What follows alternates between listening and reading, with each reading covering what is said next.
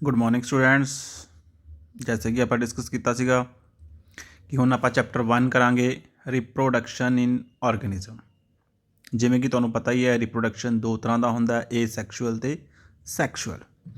ਮੈਂ ਏ sexual reproduction ਤੁਹਾਨੂੰ ਬਾਅਦ 'ਚ ਕਰਵਾਵਾਂਗਾ। ਮੈਂ ਤੁਹਾਨੂੰ ਕਿਉਂਕਿ ਪਹਿਲਾ ਚੈਪਟਰ 3 ਕਰਵਾ ਚੁੱਕਿਆ, ਇਸ ਲਈ ਮੈਂ ਸੈਕਸ਼ੂਅਲ ਰਿਪਰੋਡਕਸ਼ਨ ਦੀ ਗੱਲ ਕਰਾਂਗਾ।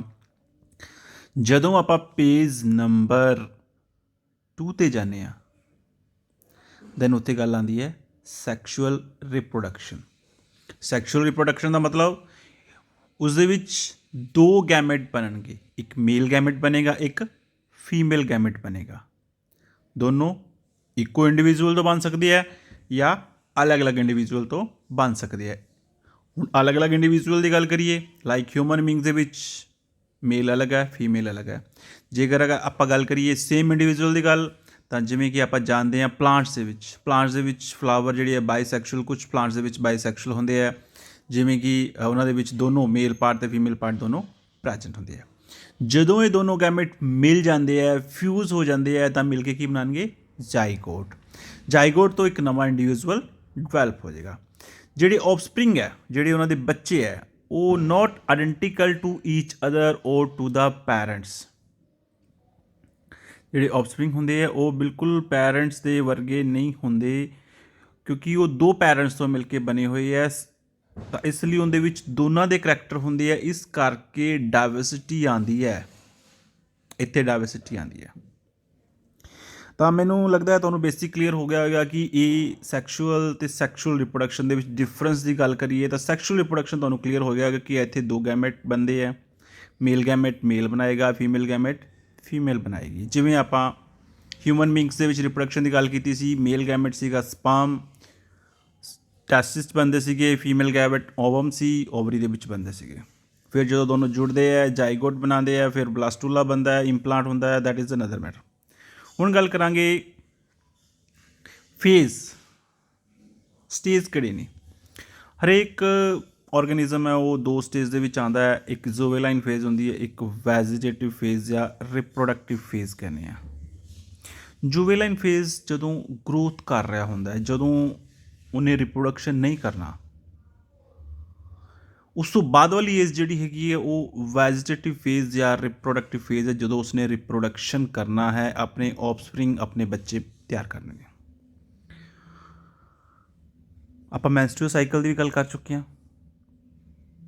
ਨੋਨ ਪ੍ਰਾਈਮੇਟਸ ਤੇ ਪ੍ਰਾਈਮੇਟਸ ਦੋ ਤਰ੍ਹਾਂ ਦੇ ਮੈਮਲਸ ਹੁੰਦੇ ਹੈ। Non primates like rat, sheep, dog, cow, tiger. ਇਹਨਾਂ ਦੇ ਵਿੱਚ cyclic change in the activity of ovary and oviduct, ਉਸਨੂੰ ਆਪਾਂ ਓਸਟਸ ਸਾਈਕਲ ਕਿਹਾ। ਪ੍ਰਾਈਮੇਟਸ ਦੇ ਵਿੱਚ ਲਾਈਕ ਮੰਕੀ, ਐਪੀਜ਼, ਹਿਊਮਨਸ ਦੇ ਵਿੱਚ ਆਪਾਂ ਮੈਂਸਟਰੂਅਲ ਸਾਈਕਲ ਦੀ ਗੱਲ ਕੀਤੀ। ਕੁਛ ਮੈਮਲਸ ਜਿਹੜੇ ਹੈਗੇ ਆ ਉਹ ਕੰਟੀਨਿਊ ਬਰੀਡਰ ਹੁੰਦੇ ਆ, ਦੈਟ ਉਹ ਪੂਰਾ they can reproduce through out there reproductive phase. ਅਤੇ ਕੁਛ ਹੁੰਦੇ ਜਿਹੜੇ ਸੀਜ਼ਨਲ ਬਰੀਡਰ ਹੁੰਦੇ ਨੇ, ਜਿਹੜੇ ਕੁਝ ਇੱਕ ਫੇਵਰੇਬਲ ਸੀਜ਼ਨ ਦੇ ਵਿੱਚ ਹੀ ਬਰੀਡ ਕਰਦੇ ਨੇ। ਹੁਣ ਜੇਕਰ ਗੱਲ ਕਰੀਏ ਇਵੈਂਟ, ਕਿਹੜੇ ਇਵੈਂਟ ਨੇ ਸੈਕਸ਼ੂਅਲ ਰਿਪਰੋਡਕਸ਼ਨ ਦੇ, ਆਪਾਂ ਗੱਲ ਕਰ ਚੁੱਕੇ ਹਾਂ। ਪ੍ਰੀ ਫਰਟੀਲਾਈਜੇਸ਼ਨ ਇਵੈਂਟ, ਜਿਸ ਦੇ ਵਿੱਚ ਗੈਮਟੋਜੈਨੇਸਿਸ ਹੋਏਗਾ, ਗੈਮੇਟ ਟ੍ਰਾਂਸਫਰ ਹੋਏਗਾ, ਫਿਰ ਆ ਜਾਣਗੇ ਫਰਟੀਲਾਈਜੇਸ਼ਨ ਇਵੈਂਟ ਜਿਹਦੇ ਵਿੱਚ ਦੋਨੋਂ ਗੈਮੇਟ ਮਿਲਣਗੇ। ਫਿਰ ਉਸ ਤੋਂ ਬਾਅਦ ਪੋਸਟ ਫਰਟੀਲਾਈਜੇਸ਼ਨ ਇਵੈਂਟ, ਜਿਹੜੇ ਜਦੋਂ ਗੈਮੇਟ ਮਿਲ ਕੇ ਜਾਈਗੋਟ ਬਣਾ ਲੈਣਗੇ, ਤਾਂ ਜਿਹੜੇ ਇਵੈਂਟ ਹੋਣਗੇ ਉਹ ਪੋਸਟ ਫਰਟੀਲਾਈਜੇਸ਼ਨ ਇਵੈਂਟ ਦੇ ਵਿੱਚ ਆ ਜਾਣਗੇ। ਪ੍ਰੀ ਫਰਟੀਲਾਈਜੇਸ਼ਨ ਇਵੈਂਟ ਜਿਹੜਾ event taking place before the fusion of gametes, like gametogenesis, gamete transfer. Gametogenesis ਕੀ ਹੁੰਦਾ ਹੈ? Process of formation of gametes. Gametes ਜਿਹੜੇ ਉਹ ਹੈਪਲੋਇਡਸ ਹੁੰਦੇ ਆ, ਡਾਈਪਲੋਇਡ ਨਹੀਂ ਹੁੰਦੇ। ਉਹਨਾਂ ਦੇ ਵਿੱਚ ਨੰਬਰ ਆਫ ਕ੍ਰੋਮੋਸੋਮ ਹਾਫ ਹੁੰਦੇ ਆ। ਸਮ ਆਰਗੇਨਿਜ਼ਮ ਲਾਈਕ ਐਲਗੀ, ਉਹ ਆਈਸੋਗੈਮੇਟ ਵੀ ਹੁੰਦੇ ਆ, ਕਿਉਂਕਿ ਉਹਨਾਂ ਦੇ ਵਿੱਚ ਜਿਹੜੇ ਗੈਮੇਟਸ ਨੇ ਉਹ ਮੇਲ ਜਾਂ ਫੀਮੇਲ ਦੇ ਵਿੱਚ ਕੈਟਾਗਰਾਈਜ਼ ਨਹੀਂ ਕੀਤੇ ਜਾਂਦੇ। ਅਤੇ ਇਨ ਅਦਰ ਟੂ ਗੈਮੇਟਸ ਜਿਹੜੇ ਹੈਗੇ ਉਹ ਮੋਰਫੋਲੋਜੀਕਲੀ ਅਤੇ ਫਿਜ਼ੀਓਲੋਜੀਕਲੀ ਡਿਫਰੈਂਟ ਹੁੰਦੇ ਆ, ਜਿਨ੍ਹਾਂ ਨੂੰ ਆਪਾਂ ਹੈਟਰੋਗੈਮੇਟਸ ਵੀ ਕਹਿੰਦੇ ਹਾਂ। ਜਿਵੇਂ ਕਿ ਮੇਲ ਗੈਮੇਟ ਹੈ ਐਂਥਰਾਜੋਇਡਸ, ਪਲਾਂਟਸ ਦੀ ਗੱਲ ਕਰੀਏ, ਸਪਰਮ ਜਿਹੜੇ ਆ ਉਹ ਐਨੀਮਲਸ ਦੀ ਗੱਲ ਕਰੀਏ, ਐਗ ਜਿਹੜਾ ਹੈਗਾ ਅਤੇ ਜਾਂ ਓਵਮ ਜਿਹੜਾ ਹੈਗਾ ਉਹ ਫੀਮੇਲ ਗੈਮੇਟ ਹੈ।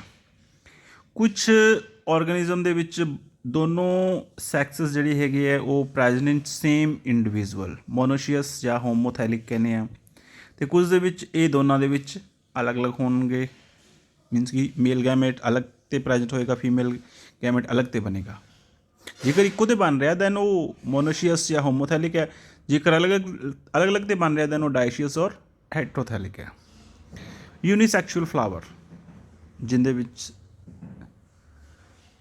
ਮੇਲ ਫਲਾਵਰ ਜਿਹੜਾ ਉਹਨੂੰ ਆਪਾਂ ਸਟੈਮੀਨੇਟ ਕਵਾਂਗੇ ਅਤੇ ਫੀਮੇਲ ਫਲਾਵਰ ਨੂੰ ਆਪਾਂ ਪਿਸਟੀਲੇਟ ਕਵਾਂਗੇ। ਯੂਨੀਸੈਕਸ਼ੁਅਲ ਫਲਾਵਰ ਮੀਨਸ ਇੱਕ ਸੈਕਸ ਜਿਹਦੇ ਵਿੱਚ ਮੇਲ ਜਾਂ ਫੀਮੇਲ ਦੋਨਾਂ 'ਚ ਕੋਈ ਇੱਕ ਪਾਰਟ ਪ੍ਰੈਜੈਂਟ ਹੈ, ਦੂਜਾ ਨਹੀਂ ਹੈ। ਗੈਮੇਟ ਫਾਰਮੇਸ਼ਨ ਟੇਕ ਪਲੇਸ ਬਾਈ ਸੈਲ ਡਿਵੀਜ਼ਨ, ਜਿਵੇਂ ਆਪਾਂ ਪੜ੍ਹਿਆ ਸੀ ਮਿਓਸਿਸ ਅਤੇ ਮਾਈਟੋਸਿਸ ਸੈਲ ਡਿਵੀਜ਼ਨ ਹੁੰਦੇ ਆ। ਸਪਰਮੈਟੋਜੈਨੇਸਿਸ, ਓਜੈਨੇਸਿਸ ਆਪਾਂ ਕਰ ਚੁੱਕੇ ਹਾਂ। ਜਿਹੜੇ ਹੈਪਲੋਇਡ ਨੇ ਪੈਰੈਂਟਸ ਉੱਥੇ ਮਾਈਟੋਸਿਸ ਹੋਏਗਾ, ਅਤੇ ਜਿਹੜੇ ਡਾਈਪਲੋਇਡ ਨੇ ਉੱਥੇ ਮਿਓਸਿਸ ਹੋਏਗਾ, ਤਾਂ ਕਿ ਕਿਉਂਕਿ ਗੈਮੇਟ ਜਿਹੜੇ ਉਹ ਹੈਪਲੋਇਡ ਹੀ ਬਣਾਉਣੇ ਹੈ, ਡਾਈਪਲੋਇਡ ਨਹੀਂ ਬਣਾਉਣੇ। ਅਤੇ ਜੇਕਰ ਉਹ ਪੈਰੈਂਟਸ ਪਹਿਲਾਂ ਹੀ ਹੈਪਲੋਇਡਸ ਹੈ ਤਾਂ ਫਿਰ ਉਹ ਉੱਥੇ ਮਾਈਟੋਸਿਸ ਦੀ ਲੋੜ ਹੈ, ਉੱਥੇ ਮਿਓਸਿਸ ਦੀ ਲੋੜ ਹੀ ਨਹੀਂ ਹੈ। ਜੇਕਰ ਪੈਰੈਂਟਸ ਜਿਹੜੇ ਉਹ ਡਾਈਪਲੋਇਡ ਨੇ, ਉਹਨਾਂ ਦੇ ਵਿੱਚ ਨੰਬਰ ਆਫ ਕ੍ਰੋਮੋਸੋਮ ਡਬਲ ਨੇ, 2n ਨੇ, ਤਾਂ ਉਹਨੂੰ ਹੈਪਲੋਇਡ ਬਣਾਉਣ ਲਈ ਉਹਨਾਂ ਨੂੰ ਮਿਓਸਿਸ ਦੀ ਲੋੜ ਪਏਗੀ। ਗੈਮੇਟ ਨੂੰ ਟਰਾਂਸਫਰ ਕਰਨਾ, ਗੈਮੇਟ ਕਿਵੇਂ ਟਰਾਂਸਫਰ ਹੁੰਦੇ ਆ?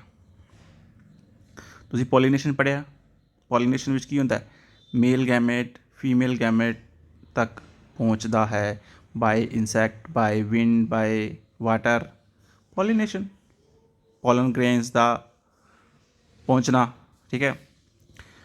Fusion for there fusion to take place the gametes need to be transferred. Gametes ਨੂੰ ਟਰਾਂਸਫਰ ਕਰਨਾ ਜ਼ਰੂਰੀ ਹੈ।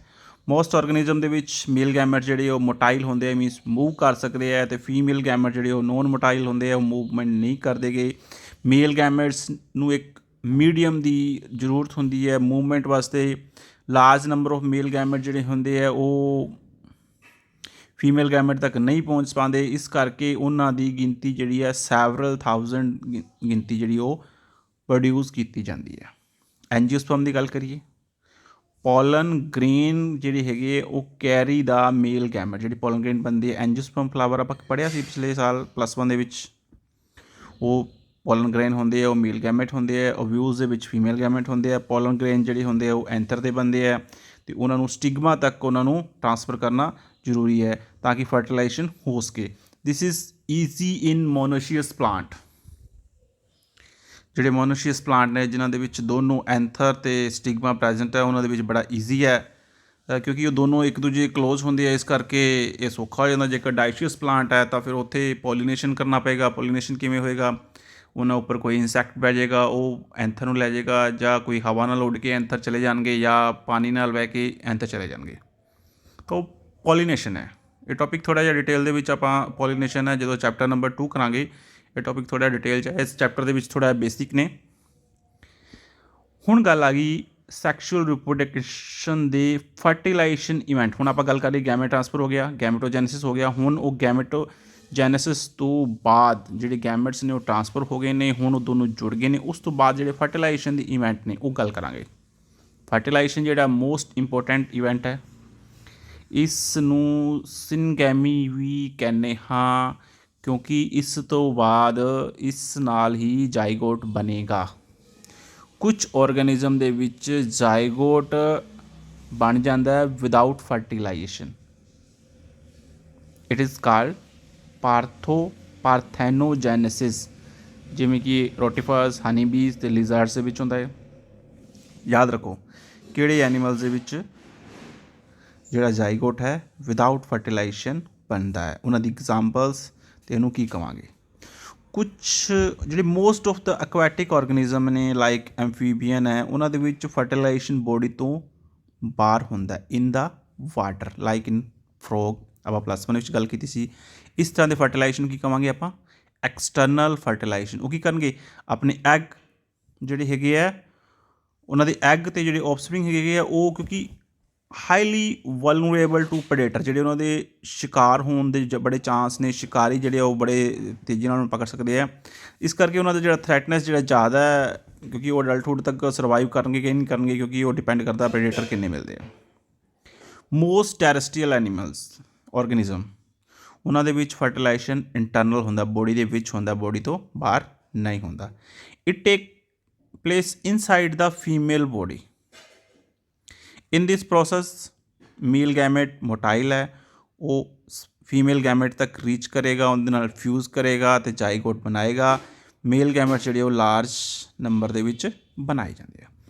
ਇਹ ਸੀਗੇ ਫਰਟੀਲਾਈਜੇਸ਼ਨ ਇਵੈਂਟ। ਹੁਣ ਸੈਕਸ਼ੂਅਲ ਰਿਪਰੋਡਕਸ਼ਨ ਦਾ ਅਗਲਾ ਪਾਰਟ ਪੋਸਟ ਫਰਟੀਲਾਈਜੇਸ਼ਨ ਇਵੈਂਟ। ਜਦੋਂ ਫਰਟੀਲਾਈਜੇਸ਼ਨ ਹੋ ਗਿਆ ਉਸ ਤੋਂ ਬਾਅਦ ਕੀ ਹੋਏਗਾ? Event take place after fertilization are called post fertilization event. Zygote ਜਿਹੜਾ ਉਹ ਡਾਈਪਲੋਇਡ ਹੈ, ਯਾਦ ਰੱਖਿਓ। ਜ਼ਾਈਗੋਟ ਡਾਈਪਲੋਇਡ ਹੈ ਕਿਉਂਕਿ ਉਹ ਹੈਪਲੋਇਡ ਗੈਮੇਟ ਦੇ ਫਿਊਜ਼ਨ ਤੋਂ ਬਣਿਆ ਹੈ। ਐਕਸਟਰਨਲ ਫਰਟੀਲਾਈਜੇਸ਼ਨ ਦੇ ਵਿੱਚ ਗੱਲ ਕਰਾਂਗੇ, ਜ਼ਾਈਗੋਟ ਜਿਹੜਾ ਹੈਗਾ ਐਕਸਟਰਨਲ ਮੀਡੀਅਮ 'ਚ ਬਣਦਾ ਹੈ, ਇੰਟਰਨਲ ਮੀਡੀਅਮ 'ਚ ਨਹੀਂ ਬਣਿਆ। ਅਤੇ ਇੰਟਰਨਲ ਫਰਟੀਲਾਈਜੇਸ਼ਨ ਦੇ ਵਿੱਚ ਜਿਹੜਾ ਉਹ ਜ਼ਾਈਗੋਟ ਜਿਹੜਾ ਇਨਸਾਈਡ ਦਾ ਇੰਡੀਵਿਜੂਅਲ ਬਣਦਾ ਹੈ। Development of zygote depend upon the life cycle of an organism and its surrounding. ਇਹ ਡਿਪੈਂਡ ਕਰਦਾ ਹੈ ਕਿ ਉਹ ਜ਼ਾਈਗੋਟ ਦਾ ਲਾਈਫ ਸਾਈਕਲ ਕੀ ਹੈ। ਫਰੋਗ ਦਾ ਲਾਈਫ ਸਾਈਕਲ ਆਪਾਂ ਪੜ੍ਹਿਆ, ਹਿਊਮਨ ਬੀਇੰਗਸ ਦਾ ਲਾਈਫ ਸਾਈਕਲ ਆਪਾਂ ਨੂੰ ਥੋੜ੍ਹਾ ਧਿਆਨ ਹੈ, ਤਾਂ ਉਸ 'ਤੇ ਡਿਪੈਂਡ ਕਰਦਾ ਹੈ ਕਿ ਉਹ ਆਲੇ ਦੁਆਲਾ ਵੀ ਬੜਾ ਡਿਪੈਂਡ ਕਰਦਾ ਹੈ। ਸਮ ਔਰਗੈਨਿਜ਼ਮ ਜਿਹੜਾ ਜ਼ਾਈਗੋਟ ਜਿਹੜਾ ਹੈਗਾ ਡਜ਼ ਨੋਟ ਡਿਵੈਲਪ ਇਮੀਡੀਏਟਲੀ, ਉਹ ਆਪਣੇ ਆਲੇ ਦੁਆਲੇ ਥਿਕ ਵਾਲ ਬਣਾ ਲਏਗਾ, ਜਿਹੜੀ ਵਾਲ ਜਿਹੜੀ ਹੈਗੀ ਆ ਉਹਨੂੰ ਰਜਿਸਟ ਕਰੇਗੀ ਡੈਮੇਜ ਹੋਣ ਤੋਂ ਅਤੇ ਡਿਸੈਕਸ਼ਨ ਤੋਂ। ਤਾਂ ਇਹ ਡਿਪੈਂਡ ਕਰਦਾ ਇੰਡੀਵਿਜੂਅਲ 'ਤੇ। ਨੈਕਸਟ ਆ ਗਿਆ ਐਮਬਰੀਓਜੈਨੇਸਿਸ। ਪੋਸਟ ਫਰਟੀਲਾਈਜੇਸ਼ਨ ਇਵੈਂਟ ਦੇ ਵਿੱਚ ਐਮਬਰੀਓਜੈਨੇਸਿਸ। ਹੁਣ ਜ਼ਾਈਗੋਟ ਨੇ ਡਿਵੈਲਪ ਹੋ ਕੇ ਐਮਬਰੀਓ ਵਿੱਚ ਬਣਾਉਣਾ ਹੈ। The process of development of the embryo from the zygote is called embryogenesis. ਜ਼ਾਈਗੋਟ ਜਿਹੜਾ ਹੈ ਉਹ ਅੰਡਰਗੋ ਦੇ ਸੈਲ ਡਿਵੀਜ਼ਨ ਹੁੰਦਾ ਹੈ, ਡਿਫਰੈਂਸ਼ੀਏਸ਼ਨ ਹੋਏਗਾ। ਮੀਨਸ ਕਿ ਉਹਦੇ ਜਿਹੜੇ ਸੈੱਲ ਜਿਹੜੇ ਹੈਗੇ ਉਹ ਵੇਰੀਅਸ ਪਾਰਟਸ ਬਣਾਉਣੇ ਸ਼ੁਰੂ ਕਰ ਦੇਣਗੇ। ਸੈੱਲ ਡਿਵੀਜ਼ਨ ਇਨਕਰੀਜ਼ ਕਰੇਗਾ, ਸੈੱਲ ਜਿਹੜੇ ਹੈਗੇ ਆ ਐਮਬਰੀਓ ਦੇ ਵਿੱਚ। ਸੈੱਲ ਡਿਫਰੈਂਸ਼ੀਏਸ਼ਨ ਹੈਲਪ ਕਰੇਗਾ ਸੈੱਲ ਨੂੰ ਮੋਡੀਫਿਕੇਸ਼ਨ ਕਰਨ ਵਾਸਤੇ, ਤਾਂ ਕਿ ਸਪੈਸ਼ਲ ਟਿਸ਼ੂ ਅਤੇ ਸਪੈਸ਼ਲ ਔਰਗਨ ਬਣ ਸਕਣ। ਹੁਣ ਐਮਬਰੀਓਜੈਨੇਸਿਸ ਕਲੀਅਰ ਹੋ ਗਿਆ। ਉਸ ਤੋਂ ਬਾਅਦ ਐਨੀਮਲ ਨੂੰ ਆਪਾਂ ਦੋ ਗਰੁੱਪ ਦੇ ਵਿੱਚ ਕੈਟਾਗਰਾਈਜ਼ ਕਰ ਸਕਦੇ ਹਾਂ। Animal can be categorize into two category based on how and where the development of zygote take place. One is oviparous ਅਤੇ second one is viviparous. Oviparous ਕਿਹੜੇ ਹੋਣਗੇ? ਜਿਨ੍ਹਾਂ ਦਾ ਫਰਟੀਲਾਈਜ਼ ਐਗ ਹੋਏਗਾ ਉਹ ਕਵਰ ਹੋਏਗਾ ਕੈਲਕੇਰੀਅਸ ਸ਼ੈਲ ਨਾਲ, ਅਤੇ ਜਿਹੜਾ ਬੋਡੀ ਤੋਂ ਬਾਹਰ ਰਿਲੀਜ਼ ਕੀਤਾ ਜਾਏਗਾ ਆਊਟਸਾਈਡ ਇਨਵਾਇਰਮੈਂਟ। ਅਤੇ ਜਿਹੜਾ ਡਿਵੈਲਪਮੈਂਟ ਟੇਕ ਪਲੇਸ ਹੋਏਗਾ inside the egg and the young one hatch out, ਜਿਵੇਂ ਬਰਡਸ ਦੇ ਵਿੱਚ, ਰੈਪਟਾਈਲਸ ਦੇ ਵਿੱਚ। ਵੀਵੀਪਰਸ ਕਿਹੜੇ ਹੋਣਗੇ? ਜਿਨ੍ਹਾਂ ਦੇ ਵਿੱਚ ਜ਼ਾਈਗੋਟ ਜਿਹੜਾ ਹੈ ਫੀਮੇਲ ਬੋਡੀ ਦੇ ਵਿੱਚ ਬਣੇਗਾ ਅਤੇ ਡਿਵੈਲਪ ਕਰੇਗਾ ਯੰਗ ਵਨ। ਅਤੇ ਜਿਹੜਾ ਡਿਵੈਲਪ ਯੰਗ ਵਨ ਹੋਏਗਾ ਉਹ ਬੋਡੀ ਤੋਂ ਆਊਟਸਾਈਡ ਡਿਲੀਵਰ ਕੀਤਾ ਜਾਏਗਾ, ਲਾਈਕ ਇਨ ਮੈਮਲਸ, ਜਿਹਦੇ ਵਿੱਚ ਮੇਲ ਹਿਊਮਨ ਵੀ ਆ ਜਾਂਦਾ ਹੈ। ਤਾਂ ਹੁਣ ਇੱਕ ਕੁਐਸਚਨ ਹੈ ਓਵੀਪੋਰਸ ਅਤੇ ਵੀਪੋਰਸ। ਪੰਜਾਬੀ ਭਾਸ਼ਾ ਵਿੱਚ ਗੱਲ ਕਰੀਏ, ਜਿਹੜੇ ਅੰਡੇ ਦਿੰਦੇ ਆ ਉਹ ਓਵੀਪੋਰਸ ਹੈ, ਜਿਹੜੇ ਅੰਡੇ ਨਹੀਂ ਦਿੰਦੇ ਡਾਇਰੈਕਟ ਬੱਚਿਆਂ ਨੂੰ ਜਨਮ ਦਿੰਦੇ ਉਹ ਵੀਪੋਰਸ ਹੈ। ਇਹ ਆਪਾਂ +1 ਵਿੱਚ ਕੀਤਾ ਸੀਗਾ, ਹੁਣ ਫਿਰ ਆਪਣਾ ਰਿਪੀਟ ਹੋ ਗਿਆ। ਹੁਣ ਥੋੜ੍ਹਾ ਜਿਹਾ ਡਿਟੇਲ ਦੇ ਵਿੱਚ ਦੱਸਿਆ ਜ਼ਾਈਗੋਟ ਜਿਹੜਾ ਹੈਗਾ ਉਹ ਡਿਵੈਲਪ ਹੁੰਦਾ ਐਮਬਰੀਓ ਵਿੱਚ, ਫਲਾਵਰਿੰਗ ਪਲਾਂਟਸ ਦੇ ਵਿੱਚ, ਅਤੇ ਓਵਿਊਲ ਜਿਹੜਾ ਹੈਗਾ ਉਹ ਡਿਵੈਲਪ ਹੁੰਦਾ ਸੀਡ ਦੇ ਵਿੱਚ। ਹੁਣ ਪਲਾਂਟਸ ਦੀ ਗੱਲ ਕਰੀਏ, ਜਿਹੜਾ ਜ਼ਾਈਗੋਟ ਬਣਿਆ ਸੀ ਉਹਦੇ ਐਮਬਰੀਓ ਬਣ ਗਿਆ, ਜਿਹੜੇ ਉਹਦੇ ਆਲੇ ਬਾਹਰਲੇ ਪਾਸੇ ਜਿਹੜੀ ਓਵਿਊਲ ਸੀ, ਓਵਿਊਲਸ ਉਹਦੇ ਵਿੱਚ ਸੀਡ ਬਣ ਗਈ। ਓਵਰੀ ਡਿਵੈਲਪ ਇਨਟੂ ਫਰੂਟ, ਜਿਹੜੀ ਓਵਰੀ ਹੈ ਬਾਹਰਲੇ ਪਾਸੇ ਉਹ ਫਰੂਟ ਦੇ ਵਿੱਚ ਡਿਵੈਲਪ ਹੋ ਜਾਏਗੀ, ਉਹਦੇ ਵਿੱਚ ਸੀਡ ਹੋਣਗੇ ਅਤੇ ਉਹ ਡਿਸਪਰਸ ਹੋ ਜਾਂਦੇ ਹੈ, ਅਤੇ ਤਾਂ ਕਿ ਉਹ ਨਵਾਂ ਪਲਾਂਟਸ ਨੂੰ ਜਰਮੀਨੇਟ ਕਰ ਸਕਣ। ਸਟੂਡੈਂਟਸ, ਅੱਜ ਆਪਾਂ ਸੈਕਸ਼ੂਅਲ ਰਿਪਰੋਡਕਸ਼ਨ ਕੀਤਾ। ਮੈਨੂੰ ਆਸ ਹੈ ਕਿ ਤੁਸੀਂ ਮੇਰੀ ਲੈਕਚਰ ਨੂੰ ਬੜੇ ਧਿਆਨ ਨਾਲ ਸੁਣਿਆ, ਅਤੇ ਹੁਣ ਤੁਸੀਂ ਇਸ ਤੋਂ ਸੰਬੰਧਿਤ ਮੈਂ ਤੁਹਾਨੂੰ ਕੁਐਸਚਨ ਸ਼ੇਅਰ ਕਰਾਂਗਾ ਅਤੇ ਉਹਨਾਂ ਕੁਐਸਚਨਸ ਨੂੰ ਵੀ ਜ਼ਰੂਰ ਕਰੋਗੇ। Thank you.